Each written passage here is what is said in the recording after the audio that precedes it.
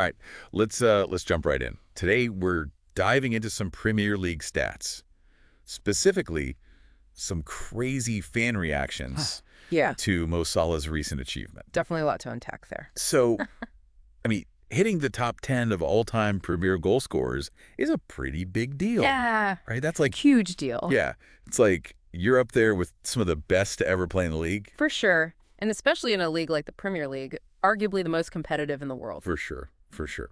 So, where do we even begin? Like, Yeah. what's the spark that's got everyone so riled up?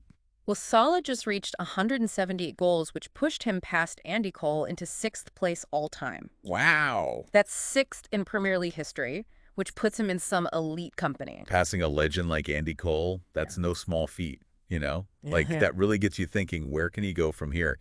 I mean, some fans on Reddit are even saying he could challenge for second place. Oh, yeah. If he stays at Liverpool for a few more years, that is... I mean, it's possible, but we got to look at the numbers, right?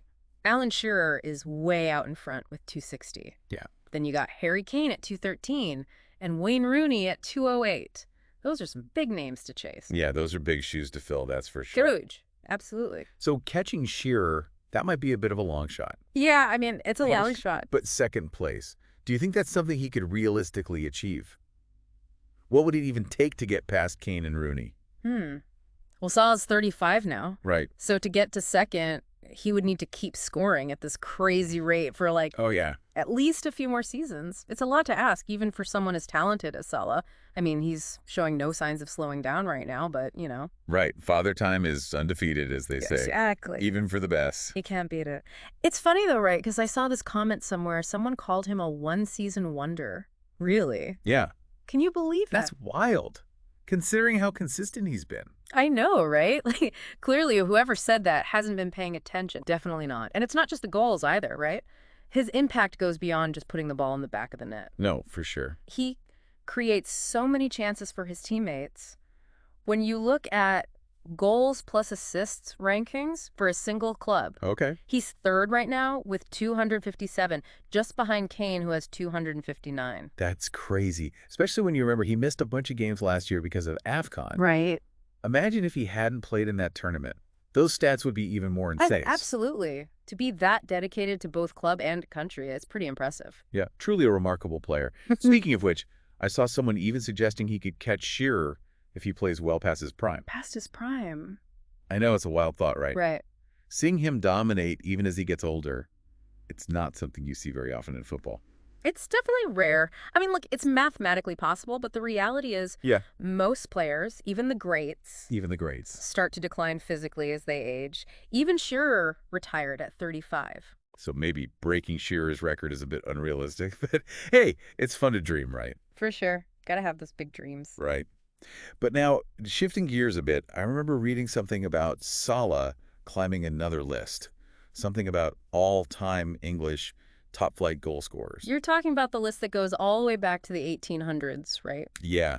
Yeah, I think that's the one. Not just the Premier League era. Right. So on that list, he's currently tied for 43rd with W.G. Richardson from West Brom. They're both at 178 goals. Wow, that's amazing. To be mentioned alongside players from such a different era, it's just incredible. Definitely puts things in perspective, doesn't it? Absolutely. Oh, before we move on, there was this one comparison that came up in the Reddit discussion. It was about Frank Lampard and his 177 Premier League goals. Some fans were saying that his accomplishment is even more impressive than Salah's. Interesting point. Because Lampard was a midfielder, not a forward. Yeah, that's a fascinating debate. You got Lampard, known for those late runs into the box, those powerful finishes from midfield, a position not typically known for scoring that many goals. Right. And then you got Salah, all about pace, dribbling skills, and clinical finishing inside the penalty area. Both are incredibly effective, but in such different ways. Yeah, it really gets you thinking about how the role of a goal scorer has evolved over time. Speaking of which, there was this other interesting tidbit about Salah's journey that caught my eye. It mentioned a period of, like, what some people called exile in Serie A. Oh, yeah. Before he came back to the Premier League. Yeah, that's a key part of his story. He initially signed with Chelsea, right?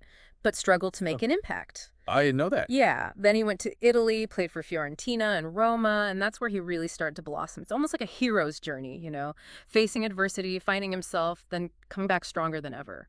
I love that analogy. So what happened in Italy? What turned him into the player he is today? Well, it was really about refinement. His coach at Roma, Luciano Spalletti, played a huge role in his development, helped him improve his decision-making in the final third, his finishing, even his defensive work rate, all those elements that we see shining through at Liverpool. They were honed during his time in Serie A. So it wasn't just about scoring goals. It was about becoming a more well-rounded player. Exactly. And you know what's crazy? Chelsea originally signed Salah after he put on a show against them. Really? While playing for Basel in the Champions League. Talk about a twist of fate. They let him go, and he comes back to the Premier League to haunt them. Oh, wow. I had no idea. See, this is why I love football. You just never know where a player's journey might take them. Sure. But speaking of journeys, what does this all mean for Salah's legacy? How do you think fans are viewing him now in light of all these achievements? I think there's a definite sense of awe and respect. He's consistently performing at a world-class level, breaking records left and right, and through it all, he's carrying himself with such humility. You see it in the way fans talk about him, both Liverpool supporters and neutrals alike. Yeah, he really does have this aura of quiet confidence and, humility. For sure. And it's refreshing to see a player who lets his actions on the pitch speak for themselves. I mean, you've got some players who are always in the headlines, absolutely, always being vocal, but Salah just quietly goes about his business and delivers week in, week out. Right. It's like that humbleness makes his achievements that much more impressive. Absolutely. It does make you wonder, could this combination of incredible talent and genuine humility actually elevate him to be considered one of the Premier League's all-time greats? Now that is the big question, isn't it? The all-time great label, always up for debate. Right. But he's certainly on the right track. I mean, he's already broken into that top tier of goal scorers, and the consistency throughout his career is remarkable. It is. And he's still relatively young in football terms, right? If he keeps this up for another few years, oh yeah, it's hard to imagine him not being in that conversation.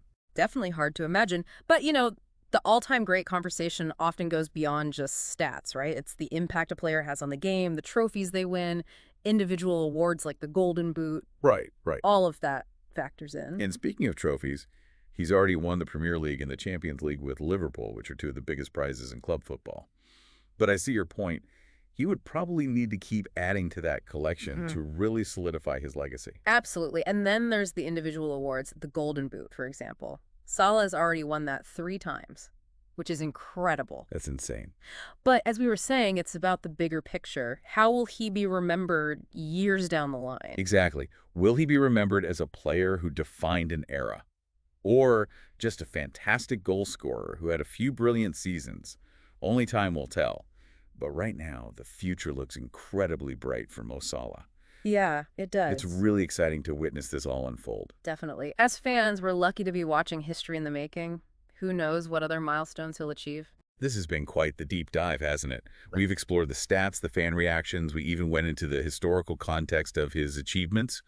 What stood out to you the most? I think it's the realization that we're not just talking about goals and records. It's about the impact he's having. Exactly. On and off the pitch. Yeah, and what's really fascinating is how Salah's success goes far beyond just the Premier League. For sure. You see how he's embraced as this global icon. Especially in Egypt.